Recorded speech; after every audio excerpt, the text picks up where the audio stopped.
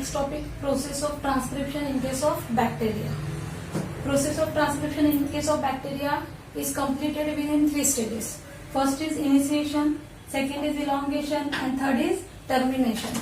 Earlier also I told you that particular transcription process is it in case of prokaryote or in case of eukaryote, it is takes place within 3 stages. One is initiation, मतलब starting of process, second elongation और तीसरा है termination. ठीक है. फिर bacteria में process किस तरीके से होती है और यूकैरियोट्स में क्या होता है. जनरली देखो, in case of prokaryote and eukaryote the process of transcription is same. कैसे हो रही है? Same. Understood. Only because both are having the DNA as a genetic material. But most of the time in case of prokaryote polycistronic condition होती है और eukaryotes में मोनोसिस्ट्रोनिक condition होती है. लेकिन इसके अलावा फर्क अगर कहीं पे आता है तो that differences time to time मैं आपको बताती जाती हूँ, आप लोग ध्यान में रखिए.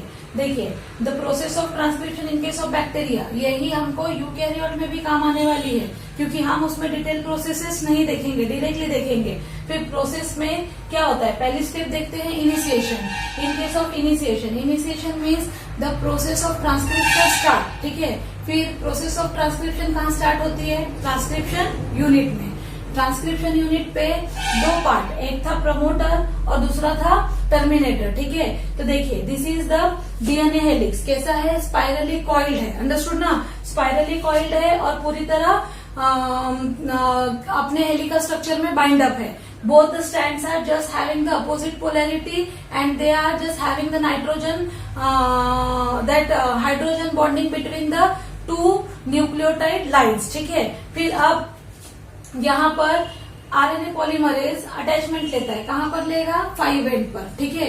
5 एंड पर जब आरएनए पॉलीमरेज अटैचमेंट लेता है जहां से भी, but in case of bacteria RNA polymerase is not directly able to search the promoter site. Because of that, in case of bacteria, there is a presence of a sigma factor subunit. Understood? That sigma factor subunit attaches the RNA polymerase with it, and that sigma factor is responsible to recognize the promoter on the DNA helix. Understood ना?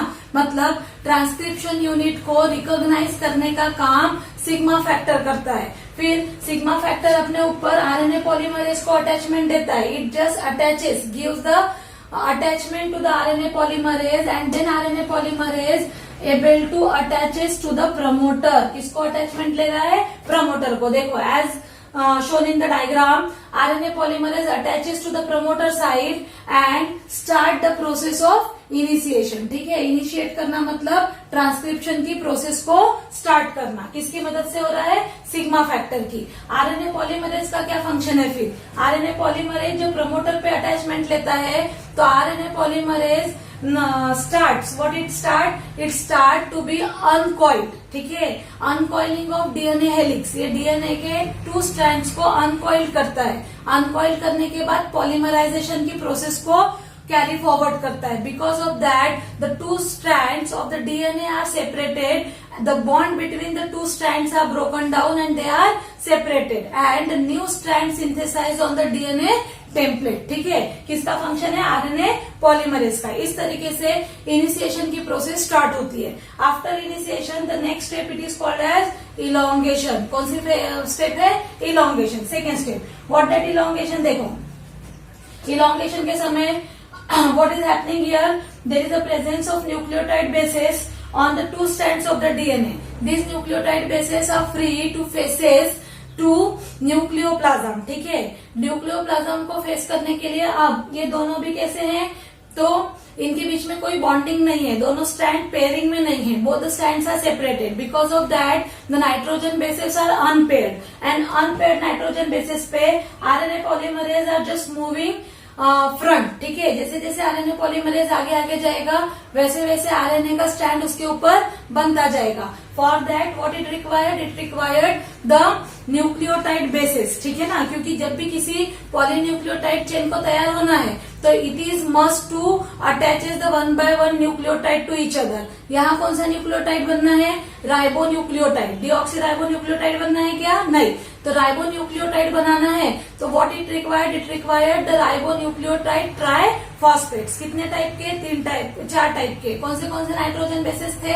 Adenine, guanine, cytosine और uracil. देखो ribonucleotide में और deoxy ribonucleotide में फर्क ही यहाँ पर है। The adenine is always bind up with the uracil in case of RNA. Because of that जब आरएनए का स्टैंड बनता है तो यहाँ पर न्यूक्लियोटाइड जब न्यूक्लियोप्लाज्म में से लिए जाते हैं, मतलब राइबोन्यूक्लियोटाइड ट्राइफॉस्फेट्स जब लिए जाते हैं तो यहाँ पर इस डीएनए पे कॉम्प्लीमेंट्री स्टैंड बनते समय एडेनिन के साथ हमेशा यूरेसिल बनता है। कौन बनता है? यूरेसिल। ठीक है, तो इस तरीके से AUGC ऐसे nucleotide bases, ribonucleotide bases continuation में आकर बनते जाते हैं और लॉन्ग चेन ऑफ आरएनए यहाँ पर प्रिपेयर हो जाता है। This is called as elongation. Okay, in this process that RNA it just prepared. ठीक है, the long chain of RNA is just moving forward and that because of that joining the ribonucleotide triphosphate the transcription proceeds and the DNA RNA hybrid DNA RNA molecule synthesize. ठीक है, इस तरीके से elongation की process होती है। As that elongation is going on RNA polymerase भी अपने साथ आगे आगे जाता है। ठीक है, after this the third process is called as termination. ठीक है, टर्मिनेशन मतलब क्या? यहाँ सिग्मा फैक्टर है, यही आरएनए पॉलीमरेज को लेकर जाता है।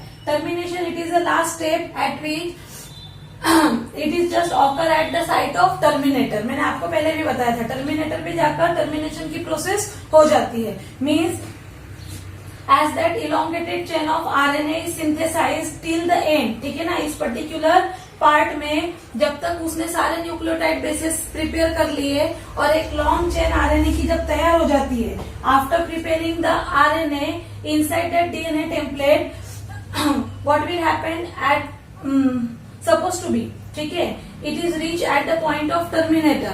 तो at that point terminator releases what they releases the RNA polymerase, ठीक है, outside. Then it releases the synthesized RNA. It is known as primary transcript or it is known as it is known as primary transcript और हम इसको बोलते हैं RNA transcript. ठीक है, ये आरएनए ट्रांसक्रिप्ट रिलीज कर दिया जाता है कहाँ से?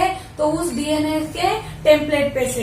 And RNA polymerase is also removed. This process completely stops the process of transcription. It is called as termination. What it called? Termination. ठीक है, एंड what it makes?